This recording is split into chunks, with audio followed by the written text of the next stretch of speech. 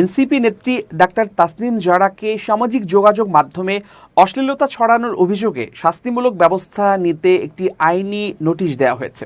ওই নোটিশ নিয়ে সামাজিক যোগাযোগ মাধ্যমে একটি বিবৃতি দিয়েছেন ডাক্তার তাসনিম জারা। এতে তিনি লিখেছেন, গত কয়েকদিন ধরে আমার ছবিসহ একটি আইনি নোটিশ গণমাধ্যমে প্রচারিত হয়েছে, যেখানে একটি ভিত্তিহীন ও অযৌক্তিক অভিযোগ করা হয়েছে যে আমি পর্নোগ্রাফি সংস্কৃতি প্রচার করছি। এত ভিত্তিহীন কিছুর প্রতিবাদ করার কোনো প্রয়োজন নেই, কিন্তু আমি কথা বলতে চাই, কারণ চুপ থাকলে মানুষ ভুল বুঝতে পারে। যখন আপনি পরিষ্কার হাত ও খোলা মন নিয়ে জনজীবনে প্রবেশ করেন, তখন আপনি মনে করেন যে সংগ্রাম হবে চিন্তা নিয়ে, নীতি নিয়ে, স্বপ্ন নিয়ে, কিন্তু তারা আপনার চিন্তার সঙ্গে সঙ্গে বিতর্ক করার আগেই আপনার নাম কলুষিত করার চেষ্টা করে। এটি একটি পুরনো কৌশল, যা লজ্জা দেয়া, মনোযোগ সরানো এবং বিকৃত করার জন্য দেয়া হয়েছে। কিন্তু আমি বিভ্রান্ত হব না এবং যে লজ্জা আমার নয় তা বহনও করব না। বহু বছর ধরে আমি জনস্বাস্থ্য সেবায় কাজ করেছি, মানুষের সাহায্য করার জন্য প্ল্যাটফর্ম তৈরি করতে অতিরিক্ত সময় দিয়েছি।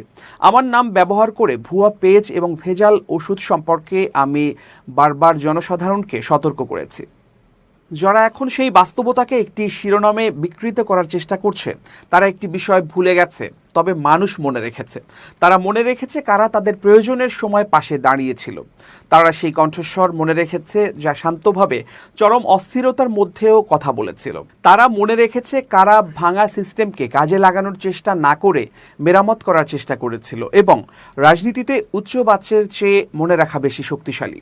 আমি আরামের জন্য এখানে আসিনি। আমি জেনেই এসেছি যে এটি কঠিন হবে, জেনেই এসেছি এটি নোংরা হবে, কিন্তু আমি এই বিশ্বাস নিয়েও এসেছি আমরা ভিন্নভাবে সততার সাথে, শালীনতার সাথে, সাহসের সাথে রাজনীতি করতে পারবো। সুতরাং যারা আশা করছেন এই ঘটনা আমার গতি মন্থর করে দেবে, তাদের বলছি, না, আমি পিছপা হব না, না, আমি লুকাবো না, না, আমি আপনাদের ফাঁদে পা দেব না।